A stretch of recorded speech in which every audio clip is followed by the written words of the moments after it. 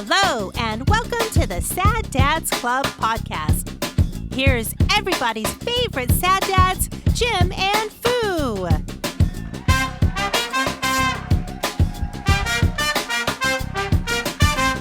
I have this computer farm that just downloads shows of ours. Right. Normally it's farming Bitcoin. Yeah. But every other month. The show kind of is our own Bitcoin. If we can get enough downloads. I just keep throwing CPU cycles at it. Yeah. Never get anything. Maybe one day it'll make money. They say the more Bitcoin that are available, the more harder it is to mine Bitcoin. So you just need more and more and more processing to the point to where it's the return on investment's not likely. I had just seen it was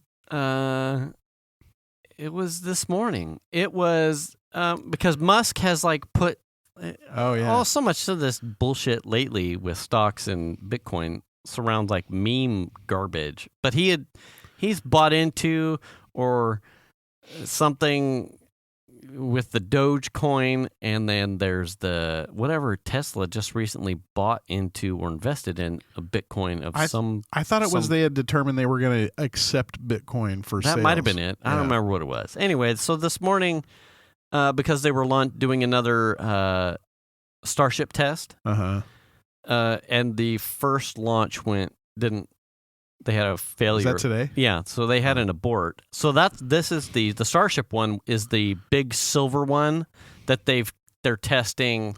It goes up 15, 20 kilometers, and then it goes into a belly flop. And then they try to right it. Okay. Right. And then the subsequent two that they've put up into the air, they all come crashing down and explode. Right.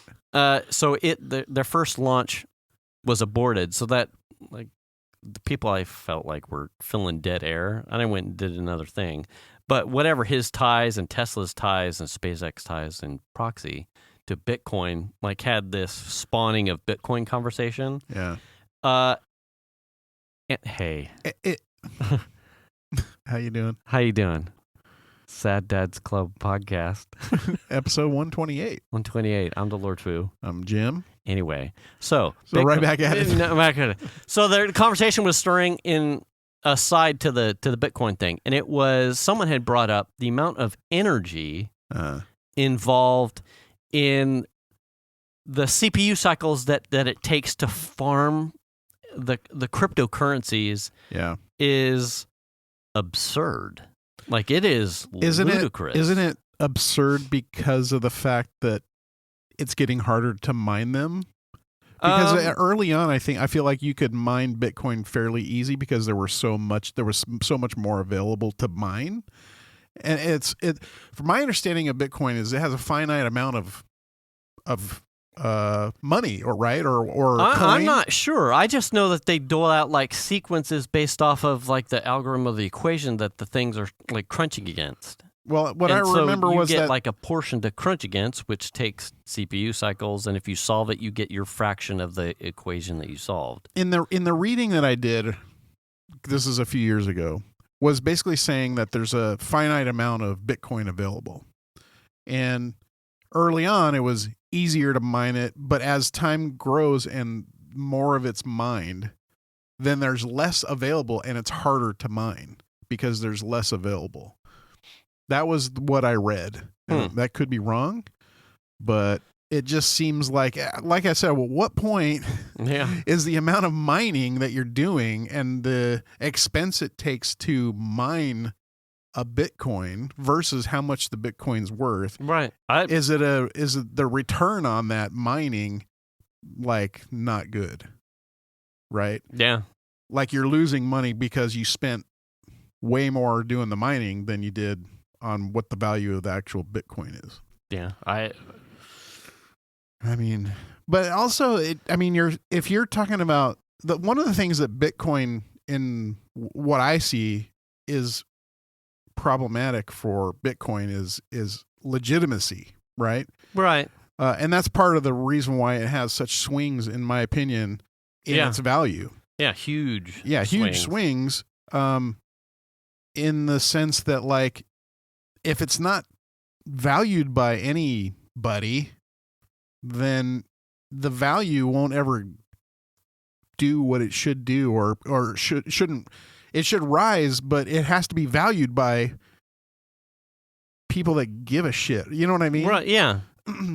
It's one of those things that's like still so abstract to me. Yeah. I mean, you could put that concept on just about any currency.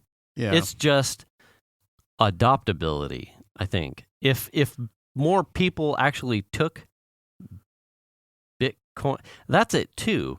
There are so many variants of Bitcoins and cryptocurrencies that it's almost like, well, isn't this is getting like someone pick one? But isn't Bitcoin like it's its own thing, right? It's like you don't mix Bitcoin with other cryptocurrency. Aren't they their own deal? Right. But if we were talking for the concept, like there are, it's almost like a dime a dozen. Like there are too many. Yeah, but it's like I've only ever heard of Bitcoin. I know there's more. Oh yeah, but I mean, no one talks about anything other than Bitcoin. Well, I think that's part of the problem. Like, if you were trying to get a currency that was outside, like a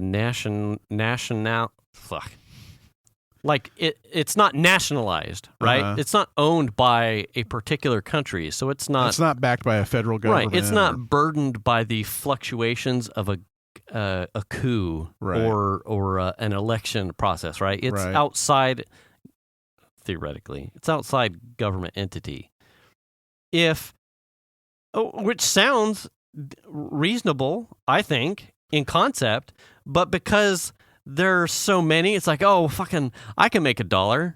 Like, I'll just make my own. I'll make food dollars, which may be sent to you in addition to your bathwater. But if you thought it was a good idea, so then you went home and you're like, I'm making gym dollars. Right. And it's like, and it comes with free over-the-pants hand jobs. That seems like it just devalues any other thing. Exactly. Yeah. And so and then, everyone in the house starts making their own things, and it's like, well, trust me, it's encrypted and it's secure, and it's like, well, at some point, I like the concept, but the adoption is almost looked upon as a joke, and the fluctuations, to me, seem to reflect the lack of adoption. It's like if someone took this serious to the point to where it was a unified acceptance and concept, then a lot of these other things that kind of almost muddy the water of the conversation of cryptocurrency would kind of like, you're not really important to the conversation. Let's talk about a universal currency that's not tied to a nation. Like, and what could that do as far as like, would that stabilize? But I think would it be more accepted? Like the long range availability of a cryptocurrency would add to its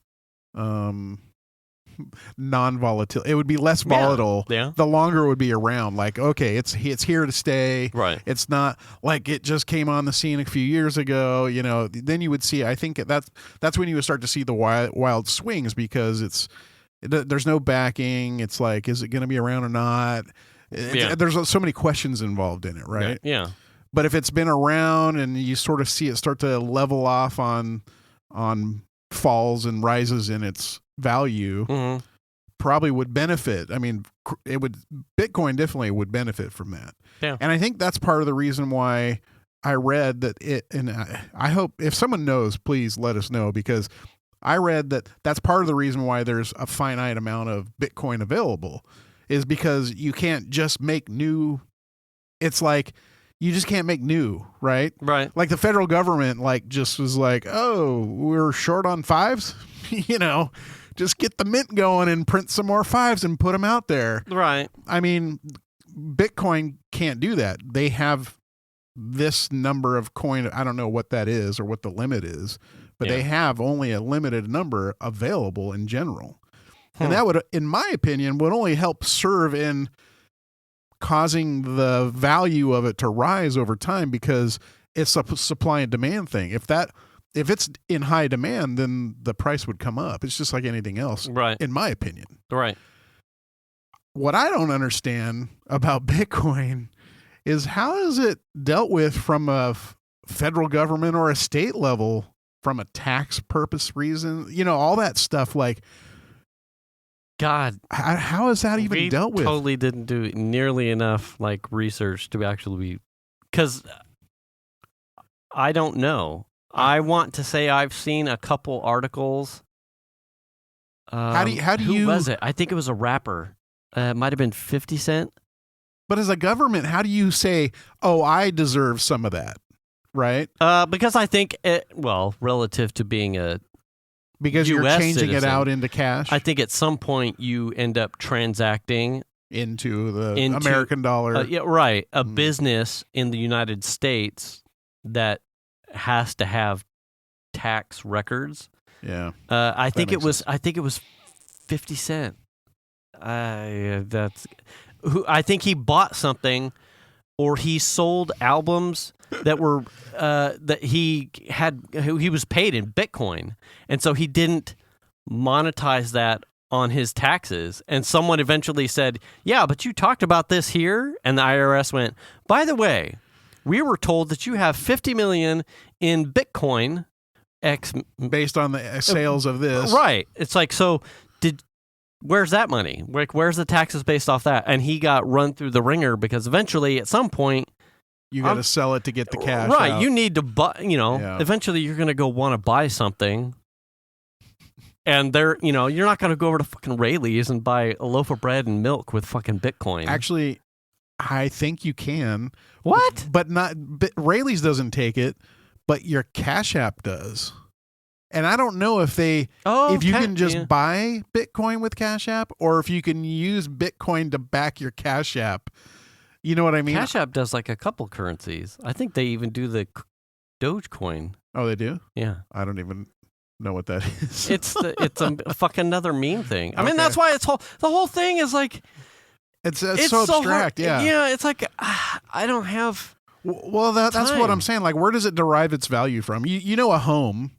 You buy you have a house that's there, and it costs X number of dollars, and there was materials and man hours and land and fucking all this other shit, right?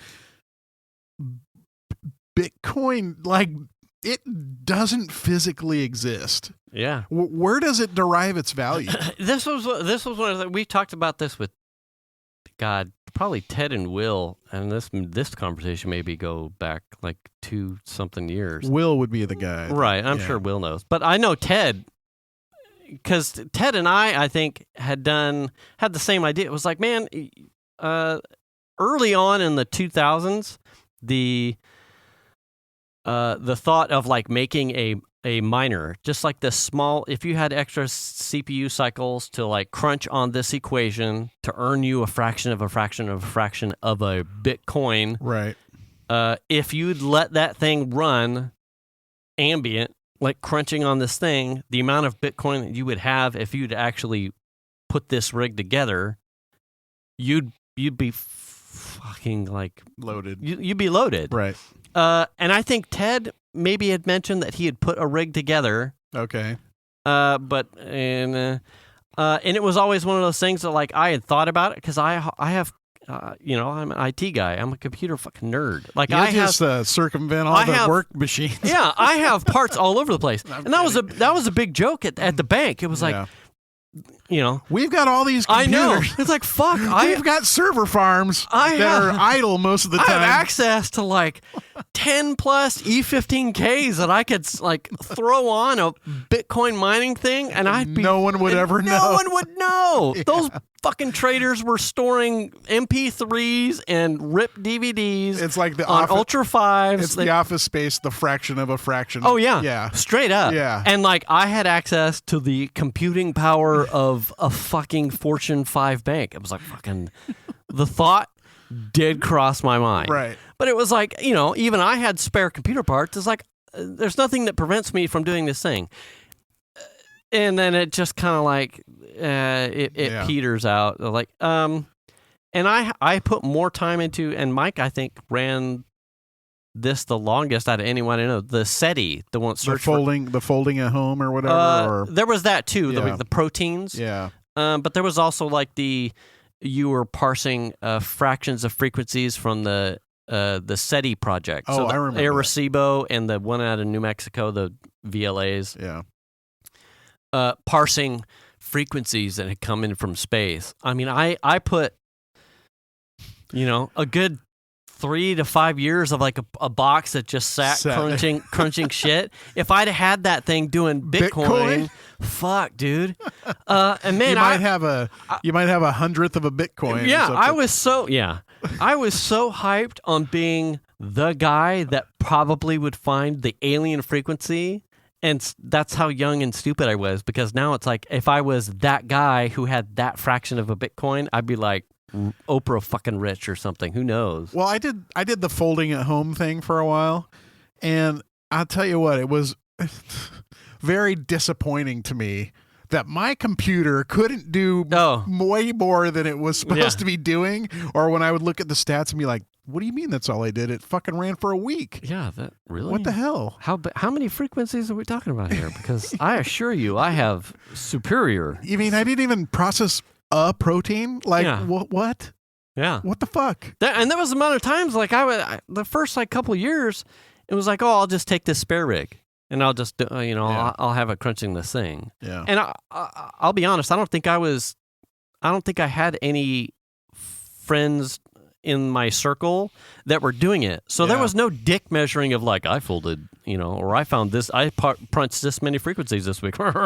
It was almost like an internalized, like, no, I need to do better. I'm doing this. I think the first year to 2 years, I had actually upgraded the rig that was specifically doing the SETI shit.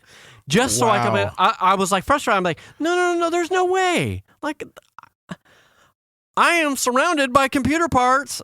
I will find a way. Oh my god! And so I upgraded the processor, put a bigger GPU, video card. Were you like me though? Did you get disappointed in the stats, your own stats, and be like looking at it and go, oh, yes, the disappointment. It got like diminishing returns. Yeah, I'm like, well, I'm not putting another $1,500 into computer parts to get, or let alone the amount of electricity that you're using. I'm done. Well, fucking at that time, it was like me and Venus, and it was, it was like this. No, I mean, this was like, I don't know. Like, I'm an IT guy. I have power on all the time. I mean, nominally, you're looking at a couple bucks a month to run that machine. Yes. Right.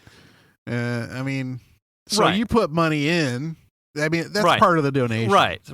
Yeah. But if I had to put that into a Bitcoin miner, I'm sure I would probably be in some as disappointed. Yeah, in end result, you'd be like, that's all the Bitcoin I mined? Because at that time, the young me still was like zero fucks about the concept of like money and retirement. It was just like, I'm throwing, if I get anything out of that, then whatever. But fucking if I find alien frequencies, fucking superstar. Yeah. No. If there was something I could go back and be like, hey, that $3,000 you put into the couple rigs to do SETI, make it a Bitcoin miner, and you could buy a Raptor. What? Just trust me on this. Like the dinosaur? No, it's a truck. Anyway, I gotta go. So what is it? What is it's not the CPU, it's the GPU, right? That does most of the work. Is that right? I think or is it a combo? The GPU for God, I'm gonna butcher. I don't know. I have no idea. My understanding is that the GPU architecture is better suited towards the computational needs of the thing. Okay. That's why you see, and it's still like that's why you can't buy GPUs. You still cannot. Like they just came out with, the NVIDIA just came out with a whole slew of really affordable, really badass video cards. Right. Still cannot get them. And they came out in October, November. Yeah. You still can't get them. I read somewhere people were ordering the old one just because they can't get the new ones. They were like, I need a GPU. Right. And they were buying the generation previous. Right. And that's still a thing. And that became a thing probably, we're 2021. Probably the late teens of the 2000s. Yeah. It was the people who were trying to make video game rigs or video processing rigs couldn't. The video cards were hard to find because the Bitcoin miners were making these just straight up ASIC processor with like tons of fucking video cards in them to process Bitcoin. I mean, this is what I want to do. I want to go visit someone that has a Bitcoin mining operation. I just want to see it in person. Like, you hear about it. I just want to, someone let me know. Send us an email, saddadsclubpodcast@gmail.com, and tell us when we can come visit. It'll just be like a server room with like a whole bunch I just want to see it in action. I want to see of the hum of the PC fans. Yeah. I mean, to make it, it seems like to make it worth your while, you'd be running solar with like a fan, not a fan, but a. Now they sell. I mean, this was probably like 2 to 3 years ago. They sell like these RISC-based processor miners that like almost probably the size of like a loaf of bread. Yeah, or wheat. One fan on the back, and it, the RISC processor is conducive to number crunching. Man, all I'm saying is my M1 Mac Mini is a RISC processor. Hey, I'm gonna fire up my Bitcoin. Yeah, like when you're not doing. Do they have a Mac centric Bitcoin? I haven't looked, and that's probably it too, right? Either. If it was more approachable to the masses, then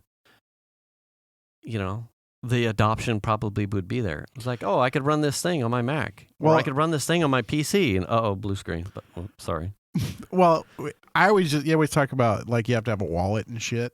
And I always kind of pictured like my wallet just sitting underneath the computer and like some like dripping happening, some like digital bits just dripping into my. Oh, look, there's a part of $1. There's a torn single dollar bill in there. Fraction of a fraction of a fraction. Like you look like in a month and there's like 6 more fibers of the dollar bill on it that weren't there before. Eventually. Oh, well, no, it's not even making dollars. It's making Bitcoin, Jim. Yeah, one day when I'm ready to retire. Yeah. Well. Yeah. Yeah. But anyway, that's fascinating. Like you hear about it and it's like, I get what it is. It's money. I get all that shit. Right. What doesn't make it sound appealing, though, to me, is having people plunder and steal people's Bitcoin. Oh. And then I read an article about a dude who had, it was a ridiculous amount of, like 150 or maybe it was more, I don't even remember, some ridiculous amount of cash tied up in a Bitcoin wallet that he could not remember. Yeah, right. Yeah, I think his I read password, that one. And he had one attempt left. Right. And if he couldn't log in, he was fucked. And I'm just like, dude. Yeah. And he says he's tried every password he can think of. God. Can you imagine? I know. That's pressure. Then you just let it sit for a while and really make sure. Just steeping in wealth that is unattainable. Yeah, what happens to it? Does it get reabsorbed back into the system? I don't know. I mean, who manages the wallets? It's independent.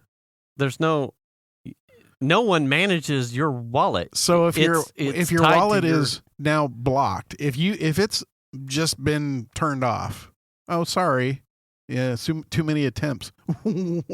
What happens to the wallet and the Bitcoin that's in it? It's just frozen. If there's a tree that falls in the woods and no one's there, I probably put that up in like probably a poor analogy. Is that if there's money that you leave in your account and you have no beneficiaries and you're no one, and it just sits there until probably someone has any fucks to do like an audit.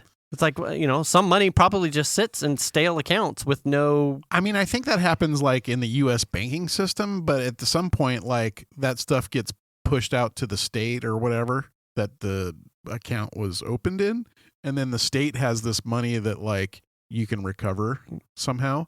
But I don't think that's right. possible. But if no one recovers it, I don't think it's possible with Bitcoin. Where does it go? That's just it. I think the state just absorbs it. Well, fucking good for them, I guess. Shit. Are you serious? The ultimate taxation. Yeah, goddamn. And keep in mind, if you die and you don't give anyone your money, we get it. Well, they have those like services that like let you look up your name and stuff that let you tell you whether or not you have unclaimed assets. Unclaimed money. Of course, I never have any. I don't have any either. Yeah. I've looked. Yeah. I was hoping maybe there's some 30 Oprah bucks? rich, that left money. Yeah. That I don't know. No. But a Bitcoin wallet that's locked. I mean, it's just. And I check those things fast too because I want to make sure I server. get it before my brother or sister does. Like if I have a relative that left our name money, fucking you damn right. I'm searching for it before my brother or sister gets in there. Or my dad. Shit, I'd slay a cousin if it meant I had to knock someone off for Oprah rich cash. Damn. God damn. You have Oprah rich cousins? No. Oh. No. And if I did, I wouldn't have any. What was their name or where do they live? 6 feet under. 6 feet under. They did. They had money, then they did. Now I have money. They woke up dead. Yeah. Sign here. Oh my gosh. Now you did. Yeah, I don't know. Bitcoin, I haven't ventured into it. I'm going to look see if there's a Mac build and just run it and see what happens. I saw some, just staying in electricity. I had this weird thing lately about the whole EV movement. There's a lot of news lately about, car manufacturers deciding to go electronic by XXX date. I'm like, it's as a car guy. Yeah. It's like, it's right there. There was a couple, so funny, haha, that I didn't know about. So Volkswagen was just coming out with an ID4. It's like a SUV style. I think if you're a Tesla person, it's kind of the Model X. And I think the Y is a super premium SUV one, isn't it? No, the Y is like the smaller style. Then I think it's closer to the Y. The X is the gull wing doors. Yeah. Okay, so this is the more affordable Y then. Okay. The ID4 for Volkswagen. So, do you recall? So Volkswagen has this new thing that their prototype that they're releasing for, not prototype, production. Okay. So Volkswagen has this thing. It's starting to make the rounds of a bunch of content creators who are doing like test drive reviews. Do you recall, it was pretty big news, Volkswagen and the whole diesel emissions thing that they got busted for? You mean Dieselgate? Yes. Yeah. So you recall that? Oh, absolutely. So they, guilty. Yeah. Part of their fine was that Volkswagen had to subsidize and contribute to an EV charging network infrastructure, which I don't know if they own or they've got so much penalty money into it that it's theirs by name, but it's the Electrify America network, and I think it's just starting to come online. Okay. What are they starting on the East Coast? I think they're national, but they don't have nearly the network that Tesla does. Well, they've had years to build right. that out. So part of their punishment is so the ID4 can leverage the Electrify America network. So the news about this thing being another competitor to the supercharger network is like, well, cool. We had just talked about, was that a week and change ago? We were talking about our drive that we did. Yeah. And I'm like, man. Yes. Like, how do you get, if I want to be able to do that as an enthusiast driver, I would want to be able to do that drive. Yeah. In an electric vehicle. Like, that would be, like, why would you not? Well, for those not in the know, the drive that we took us up into the sticks. Right. Up into the Sierras, yeah. And you have to get that to get your twisties and your... Yeah. You're lucky to find gas, right. let alone... There's a stretch where it's plenty. And then the rural towns that you run into, even on the popular side, they're rural. Yeah. And when you're talking about these some of these northern counties and cities in California, they're rural. You're not going to find, I don't think, probably Tahoe's the closest you're going to get to having something in the Tesla network. Yeah. And you are 30 to 40 minutes easily outside something even close for that kind of infrastructure. Yeah, like, look up Gray Eagle, California. Right. I mean, if Tesla's got something there, well, I fuck, I'm behind again. I lost out. I should. It's like the Bitcoin thing. You wouldn't have any reason to know that off the top of your head. No, I wouldn't. But it was like an enterprise to having charging stations, almost like Dust Bowl era when privatized gas stations were a thing. It's like I can see how off the beaten path places having EV infrastructure for because they may not even have electricity in general. Right. I mean, fuck, just put a bunch of solar panels in. And, while you guys are baling the hay, just make sure because at some point, Fu and the crew is going to come by here and they're going to need to charge the EV bikes and the fucking cars or whatnot. And we really need to get to the hot dog stand. I felt like there's an enterprise there. Opportunity between the car enthusiasts. Yeah. The weekend getawayers, and small business. Like, there's an opportunity there. I would think, because there was like an actual unique niche thing that hits a bunch of my hobbies and pastimes, where it's like, see need, fill a need. And it was one of those things I just couldn't let it go. Like, eventually we're going to be in a place where the bulk of our transportation is going to be this. And I would be disappointed if the vehicles that I now have as part of my household, I can't do like a spirited getaway drive thing, but I have to stay within bounds of like a main thoroughfare kind of thing, because the rural places that I would want to visit or tour don't have it. I would be prohibited because the mileage isn't there. These things are 5 to 10 years down the road. Well, really, so who's to say? Those problems are not unique to electric vehicles. Those problems are also in a gas car, because you get out somewhere where there's no gas stations, you're just as screwed if there's no electricity. Or but charging. We know firsthand that you could make it. You could get somewhere, where there's going to be gas station right now. Right. And I mean, that's part of the issue is the infrastructure. I don't think the infrastructure really came around until we had like interstate highways, right? I mean, I think that was part of the interstate highway system, and that whole like gas infrastructure stuff kind of sprang up out of that need. Mm-hmm. But yeah, it's an interesting thing. Plus, the weird part about I'm all for electric cars. I think they're badass, and if I could own a Tesla, I've said this before, I would have bought one already. Right. In fact, the Cadillac's probably my last gas car, if I think about it. Right. Yeah. Right? We're close. Yeah. But what's weird to me is you have all these manufacturers that are doing all their own shit. Tesla's got their own system with their own superchargers. Try pulling in there with your ID4 Volkswagen. You can use the supercharger with an adapter. It actually works. So do you have to pay for the electricity? You're a guest on or however Tesla handles. So there's some sort of... Yes. Okay. You can transact. So that does work. It does work. Okay. So they have sort of... Right. And there's that too, right? So I mean, it's not like Ford and Chevy, except different gas pumps. That's what I'm getting at, right? Yeah. Right. Like Ford, Chevy, Honda, Toyota, everybody uses the same damn gas handle to go into the car. Right.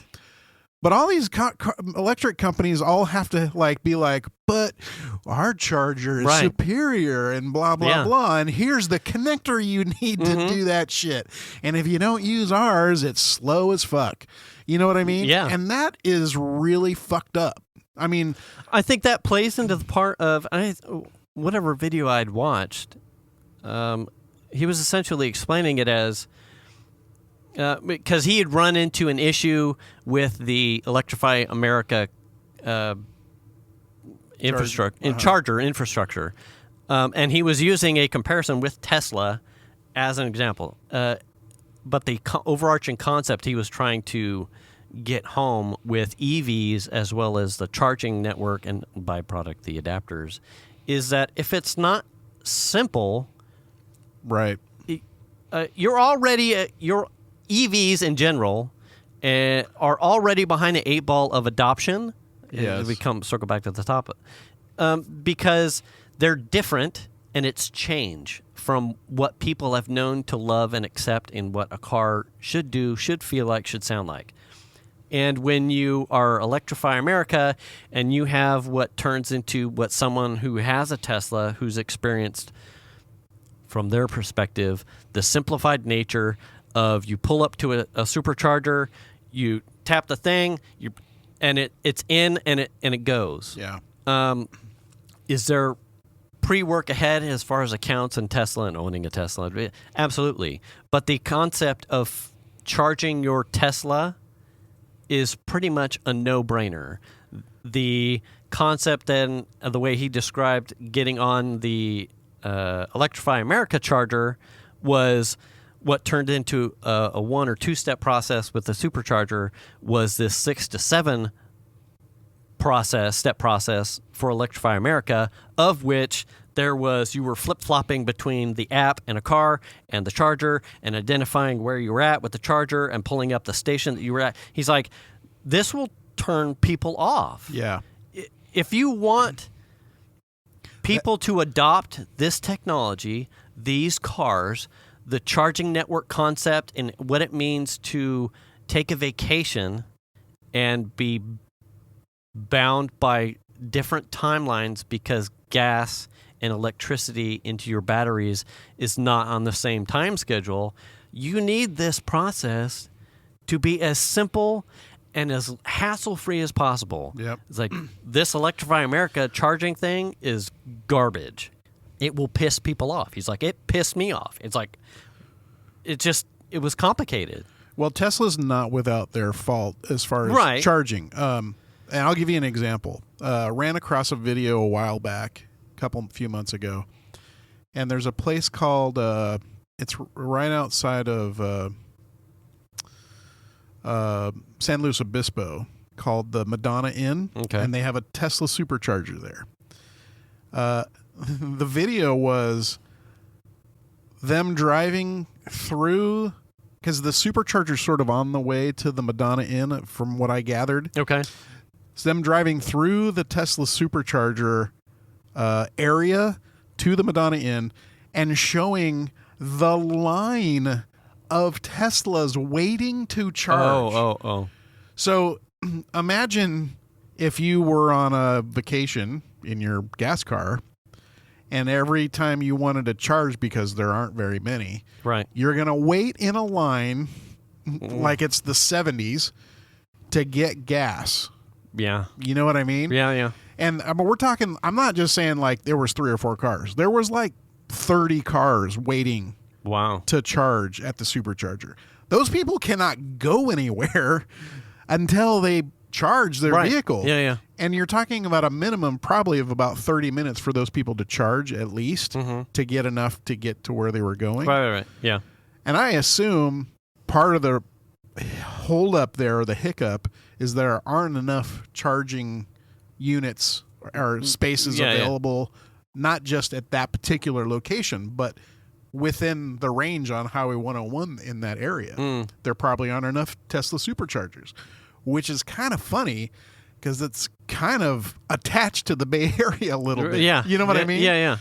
So they definitely have their growing pains, and probably it was an oversight to a certain extent, like, oh, we're covered there, we need new chargers in place, without considering how many vehicles they are actually selling and where they're selling them to, right? Yeah. I think the infrastructure, God, That's fascinating to think about. Absolutely, because I've been looking at that problem, the infrastructure problem, outside of it being a Tesla thing, for years. Right. It's like certainly you, who've done countless trips more than me down to SoCal. It's like when I look at like the Kettleman City thing. It's like when I look at that and I think, wow, I'm glad there's one here. It seems to be exactly in the space that it needs to be. But as I look towards the future as far as like power generation and power retention and whatnot, and natural resources for solar power and whatnot, and I look and I'm making that drive to Southern California, and I see a median that has nothing in it but tumbleweeds and oleanders and trash that could easily house some sort of infrastructure for conduit or solar power or small wind turbines or something that's just up out of the way with guardrails. It's like there are tons of places where we could expand on this. What seems like to me like low-hanging fruit. Right. And we seem to be so caught up in bitching and moaning about bullet trains and taxes and other things. It's like we're not solving problems. It's like the car manufacturers are already telling us they're doing this. They're going this way. Right. And yet when we talk about, car lanes 30 deep to get to chargers, like, okay, so what are we doing to solve this problem? One, we really need to look at a unified charging mechanism. Like, if that means fucking it's an Appleized thing and every car manufacturer is selling a fucking, well, I'm dropping F-bombs every which way but sideways. Sorry. It's not for kids. It's passion. You've got a dongle that affords you every opportunity, and the only really variant is your kilowatt hour charging kind of thing. Right. Fine and dandy. But it would be best if someone said, here, USB, USB-C, USB-A, here are your standardized. Here's the plug. Well, you see the steps happening. What was it, Petaluma, that just came out and said, or maybe it was just a movement to do it, where they said, we're not going to be allowing any new gas stations to open. Oh, nice. I mean, you see it's there, but it's like, okay. The steps are starting to take place, right? It's like as a common person, as a...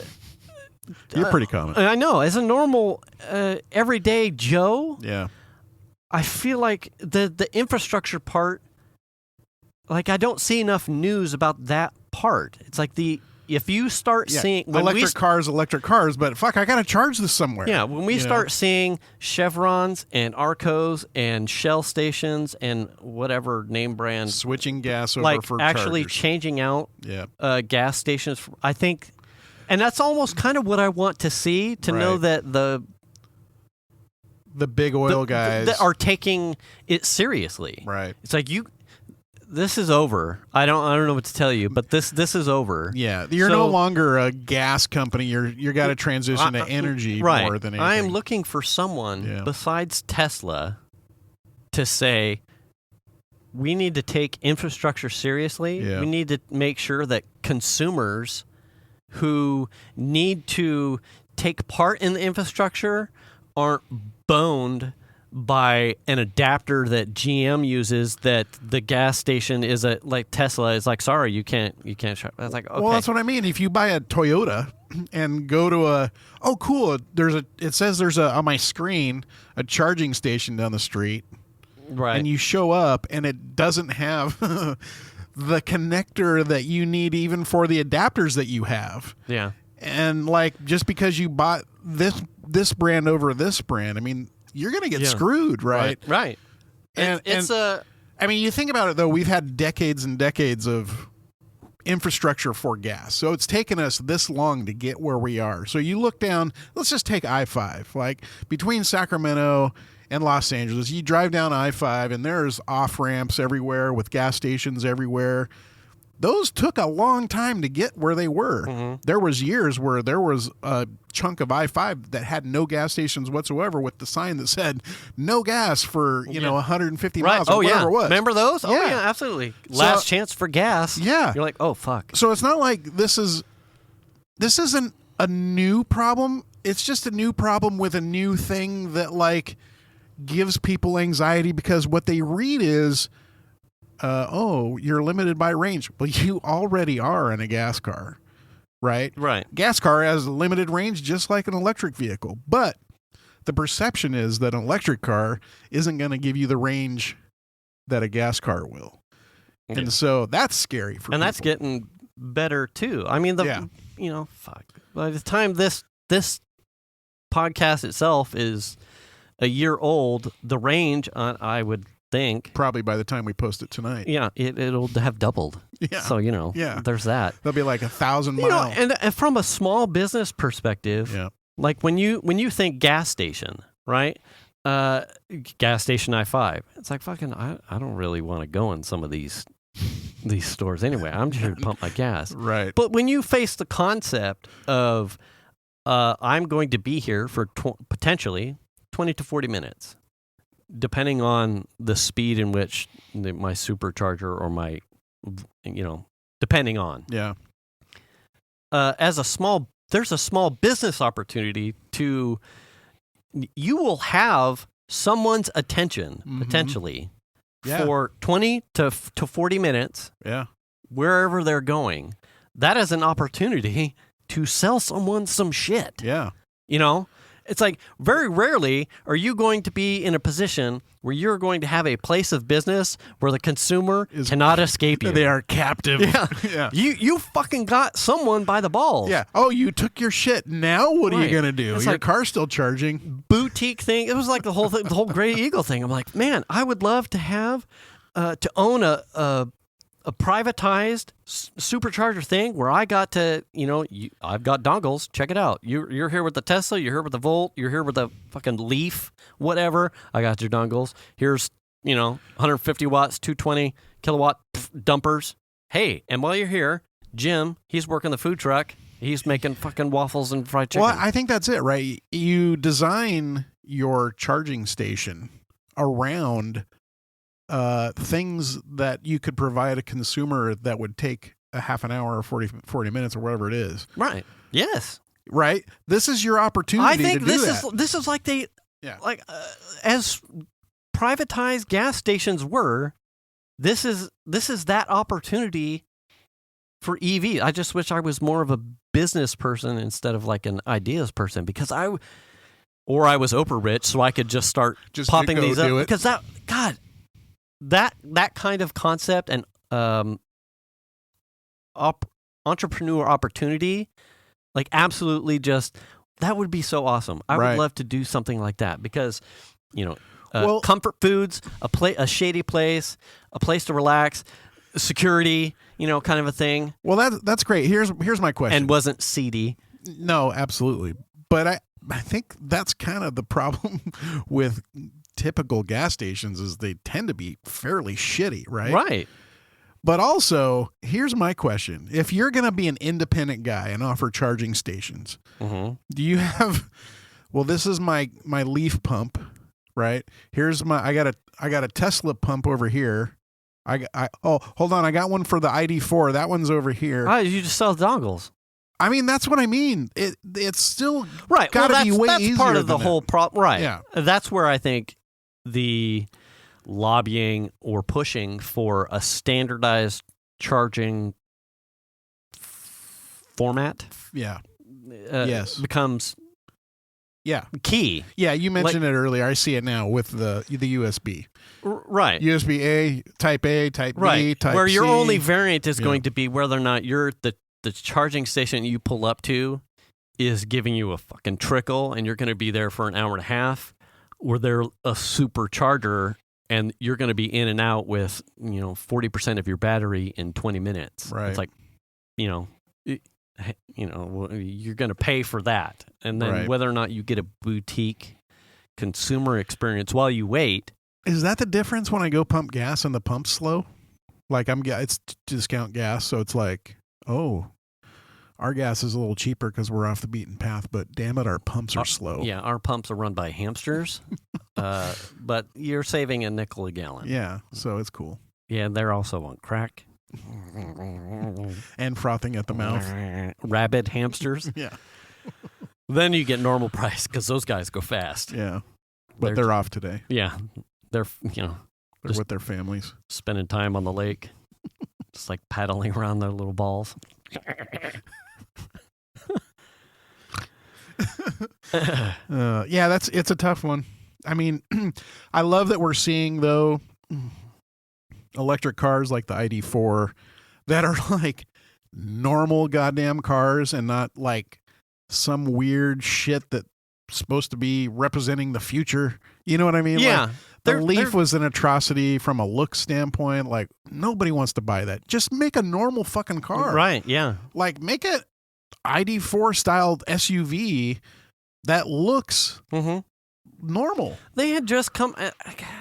that's part of it too, right? So the making normal cars. Like, Audi had just come out with some Uber e-tron thing. Yeah. It's like their R8, RS, R8 variant. Like the one Tony Stark drove around in one of the Iron Mans, like the super awesome one, but in EV format.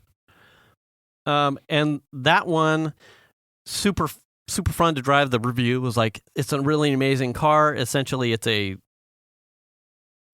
premium light version of the Porsche Taycan, which was awesome in its own right.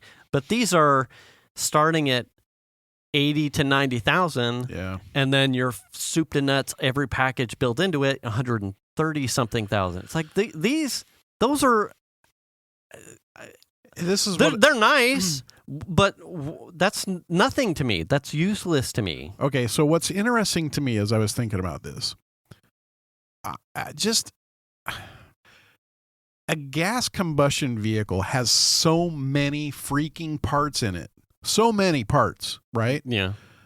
There are bolts on top of bolts on top of bolts. You know what I mean? Mm-hmm. That hold the motors together and cam cover. You know what I mean? It's just crazy how much stuff is a part. And that's just an engine. You're not even talking about a transmission.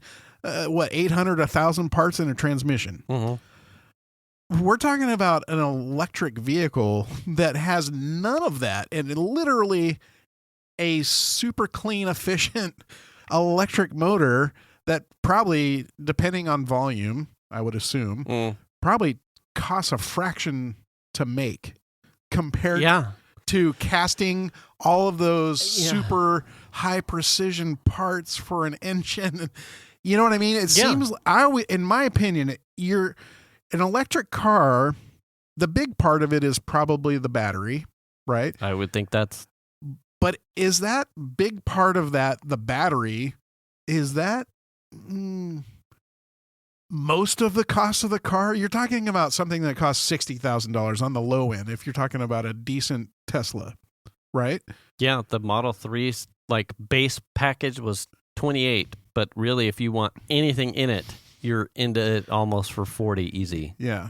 And then I'm sure Will could cross-check us the on. battery pack probably costs $6,000. You know what I mean? And seems like... I understand, too, that those companies, obviously the engineering needs to be compensated. Right. But, and they're afforded every opportunity to make profit as they see fit. I would think that in order to sell more, if their margins were perhaps... slightly lower. You may get more common folk like myself. Yeah. And it's the Model A or T or whatever the fuck Model T that sold a billion of the. You know what I mean? They were affordable. Everyone could buy one, and they flew off the assembly line like crazy. I just thought if the next Tesla, was the Model 2, then they would have a lineup that was too sexy. Right. Take that, Mighty Car Mods. Yeah, right? Now that would be awesome, though. And the Model 2, I think, was the one that was theorized at Musk had a whatever their battery convention thing was, where he disclosed that they were investing in some like battery mining, mineral tech, something. That's supposed to be the affordable one, right? Yeah, I think it was the one that people are theorizing is supposed to be 19K. Oh, like start there. So you can imagine if it starts at 19, you're probably looking at Windows. 26. Fuck, you know what? Well, okay, let's talk about that, because even the Model S now has been redesigned on the interior, right? Well, I don't know. They're not shipping that yet, or maybe they are. I don't know. They got that crazy ass steering wheel.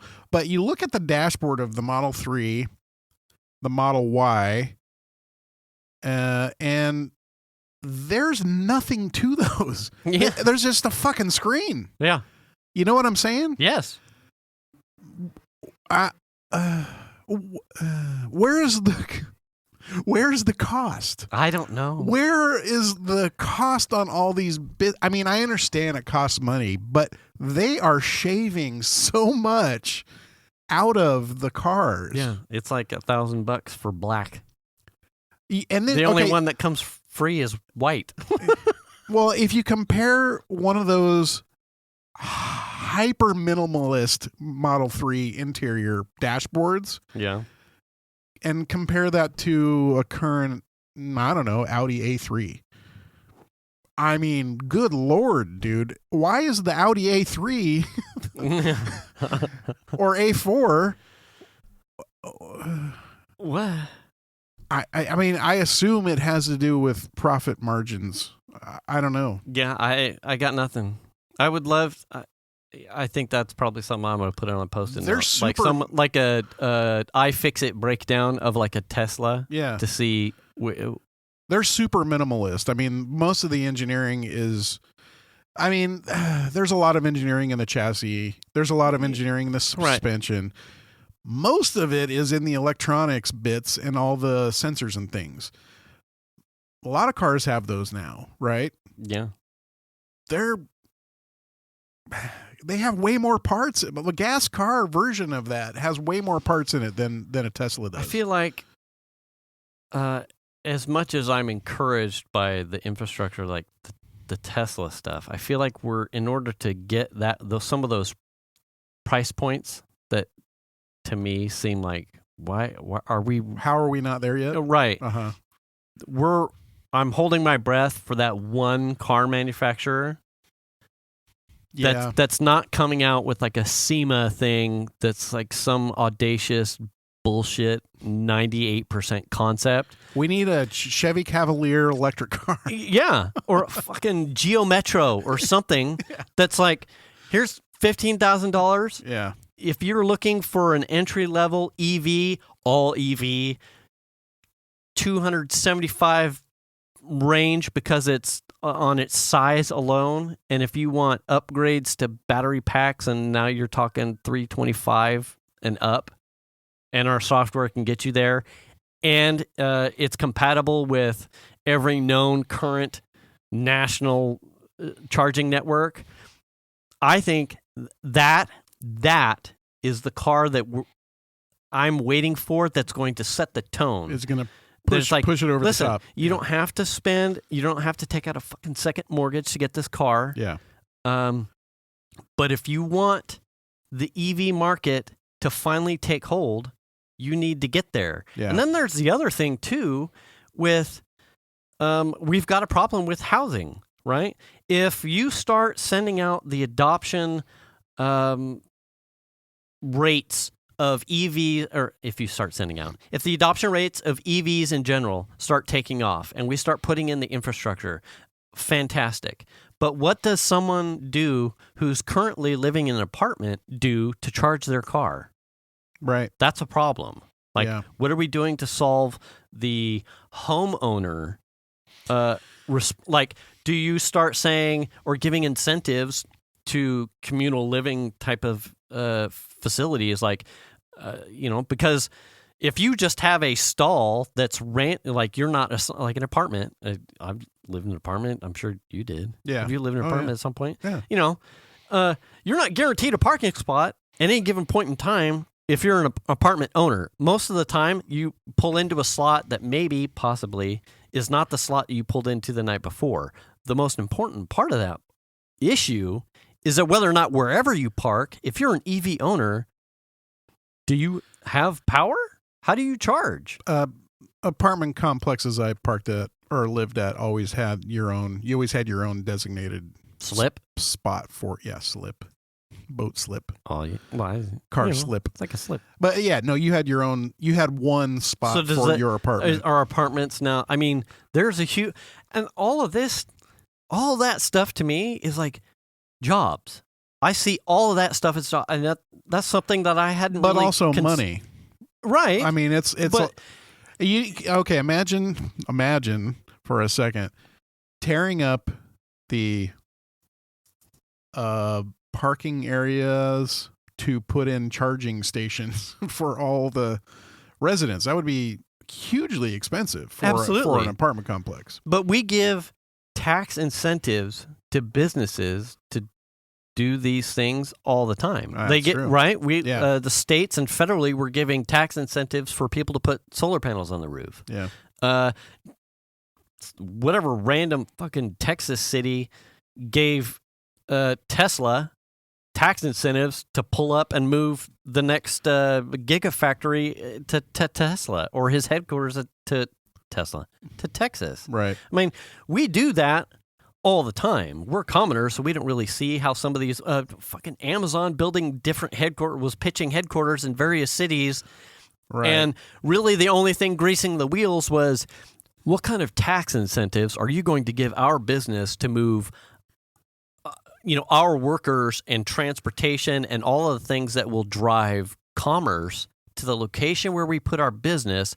What are you going to do for us? Most of those things are all tax incentive based. So if you said to apartment complexes, your property taxes will blah, blah, blah, blah, if you put in X amount of charging stations, I guarantee you some of those businesses who are looking to write off everybody loves to find a reason to write off taxes so they have to pay off taxes. Right. Some of these companies would do that. Yeah. If you're an auto manufacturer who's like, we want to get in on this, we'll help subsidize charging stations at some apartment complexes as part of our, hi, are you looking at buying a new car? If they can put a little fucking ad that says buy Ford or buy Hyundai. I mean, just imagine all the carports having a charging station for every car for their designated spot and solar panels up on the port tops. And who's going to put that in? You need construction, electrical workers. Yeah. I mean, I'm so agitated. We're on the edge of it. We're on the edge of and we hear all these things. Like, everyone in this pandemic is running around trying to figure out how do I put food on my table? Uh-huh. What am I going to do for? And we're sitting at this horizon of job opportunities. You think about it, it could be we talked about it a minute ago. It could be the interstate system of the 2020s. You know what I mean? Right, absolutely. This could be our infrastructure building thing. I'm waiting to see. That pushes us into the electric car. If, Buttigieg. Yeah. The new. What'd you call me? Yeah, you went under the table. I'll get you the Buttigieg. Buddha who? Secretary of Transportation. Uh-huh. I don't think that's something he was looking for out of his helping Biden, but it's an opportunity to have someone who's not entrenched in, transportation, to have fresh ideas. Man, I hope this is on your agenda. Dams were at some point. Exactly. Roads and infrastructure. It's the interstate highways. Well, do it. Well, let's go. The other problem is railroads. All of our bridges are crumbling and everything else. It's we got to have money for that shit too. Although that's not being addressed probably at a minimum. There's just not enough to go around. It seems like. But how much money did we put into the? I feel like it has to be a state by state thing. The state has to be. California's super progressive state, right? We're kind of pushing the electric car thing. Put a moratorium on new gas vehicles in whatever year that is. I don't even remember. it seems like if you really want this to happen, you're going to have to really start pushing. And California has been a driver of those changes. I mean, look at it. We have the toughest emissions in the country. We have the toughest emissions in the one of the toughest emissions in the world. And a lot of countries model their emission standards off of California. So when you talk about that, when you think about what California has done, and you think about what the air in Los Angeles used to look like compared to what it looks like now, everyone wants to talk about how bad the smog is. It is bad, but it's nothing compared to what it used to be. California has been very progressive in that regard. Yeah. If anybody's going to push the state into that electric car thing, it's going to be California. And everybody else is going to follow suit because that's how it works. Yeah. California starts it. Everyone wants to bag on California, but California starts it and everybody else ends up following suit. That's how it works. We just need more. Need more. I know it's tough. It's only tough because it's growing pains, right? Yeah. I mean, Teslas are common car now. You see them everywhere. Yeah, it's not like, oh shit, there's a Tesla. I think we're saturated because we're California, but I see them all over. They're everywhere. They are not like No. What they used to be, where it was like, oh, I that's see fewer Ferraris and Lamborghinis and shit like that. Way fewer, right? Yeah. Teslas are a dime a dozen around here. They may not be wherever it is you're listening to the show, but that change is happening, whether you know it or not. It's happening here for us, for sure. Mm-hmm. We need to figure out that infrastructure thing, though. That's right. And because I think that will, I think that's coming up as the next serious problematic bottleneck. Well, the way I see it is that is this very serious bottleneck. But the other problem is come on, manufacturers, somebody else step up to the freaking plate. I know that the people are talking about it, but no one has been able to do anything close to what Tesla has done. Yeah. Nobody. And we're talking about the big three, right? Yeah. The Ford has their Mach-E Mustang thing. I'm like, that's okay, cool. But nothing for me. Yeah. And everyone just wants to make fun of it. Yeah. Mm-hmm. Yeah. Although I've read some stuff about it, people say it's really good.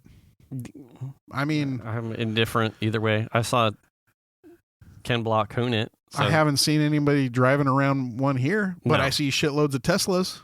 Yeah. I see Leafs every once in a blue moon. Volts. I see the Chevy Volt. Very rarely. I see Teslas all the time. Yeah. Nobody's done it as well. And part of it's the infrastructure. Yeah. Musk, for as much as a douche as he can be, he knows what needs to be done in order to sell cars. He gets that. Yeah. We can end it on that. Sorry about I got a funny ha-ha at the end. Sorry about saying douche. So the launch, and sorry, Elon, by the way, I'd love a Model 3. Just show up out front. I'm not going to make fun of what happened today, but I am going to tell what happened today with your rocket. Uh-oh. So it launched. Okay. They ended up launching. Is this the big penis rocket? Yes. The big silver penis? Big penis that looks like a with penis. Like 4 fins or whatnot. Ears or whatever? Yeah. Big floppy. So it launched. Okay. All right. As most penises do. Yeah. It launched. They got it into the belly flop. Uh-huh. And then they landed it. Oh. And then it fell over? No. Oh. It had like a gangster lean, though, like a Leaning Tower of Pisa. Okay. And they completed the stream probably after it landed, maybe 2 to 3 minutes. The stream shut down. Okay. But I wasn't watching the Tesla SpaceX stream. Tesla, that's not fair. I wasn't watching the SpaceX stream. I was watching amateur astronauts or something like that. I can't remember what it was. So a different third stream. party. It was like a dude standing like looking at the launch pad with like a number of really good cameras with zoom lenses. Okay. And so the guy, so we've passed the 3 minutes or so that SpaceX had ended the stream. Like, successful launch. We got all our telemetries. We did it. They're all clapping. Yeah. Woohoo! Good stuff. It's leaning, but that's okay because we got our data and good stuff. But I'm watching the one that's like this dude who's like trying to sell me his like amateur space T-shirts and please join his Patreon. Right. And he's like giddy as a schoolgirl the entire time because fucking science is rad, which it is. And he's got a little tear because he's so happy that this one didn't crash. And it's just him in a little window as they have this like super wide shot of the thing. And he's talking again about the lean. And he's like, and that's okay because, this one, it landed. And that's what's really good. And man, this is just a really good moment. And then the fucking thing explodes. Yeah. It didn't fall over. It did not fall over. It just fucking blew up. It blew the fuck up. Oh man, I have to look this up now. It was awesome. And he's like, oh, all right. Okay, so it just exploded. Oh, okay. All right. It was like awkward, but not because I think all of these you're kind of expecting something bad. Certainly after the first two, these things just fucking crash. What they're looking for is the ability to perform the maneuvers, mid-flight, which is all software, right? And then you're doing a thing, trajectory, right? And all these things so far have paid off, like calculus and whatnot, right? Sine, cosine, tangents, right? Secant, cosecant. Have paid off in some of the rockets that they're landing. Yeah. They're all anyway. Yeah. But this one leaned, and after SpaceX had canned the thing, if you were watching footage of someone else, you probably caught the actual rocket exploding anyway, thus making it 3 for 3 in exploded rockets. How did I miss this? I don't know how I missed this. It may have been almost the same reason why I had missed it, because they had scrubbed aborted the first launch, so I had kind of just like, meh. And it wasn't until I saw the conversation spawning back up again, like, oh, they tried it again, and so then I'm like watching it and kind of, and then it went back to my mind because the guy he's trying to sell me his fucking branded cups and mugs and his T-shirts, like whatever, and I'm looking at it again, like, it looks like it's gonna fall over. That thing's gonna fall over. Look back, do some work, look back. Anyway, so if you're Patreon, and I went, bitch, you blew up. Wow. Anyway. All right. Well, now I got homework to do to look and see. So catch up. Yeah. Or mustard. And on that note, wash your hands. Yeah, wash your ass. Return the cart. Wear the mask. Do the kindness. Do that for sure. And we'll catch you next week. See you later. Bye.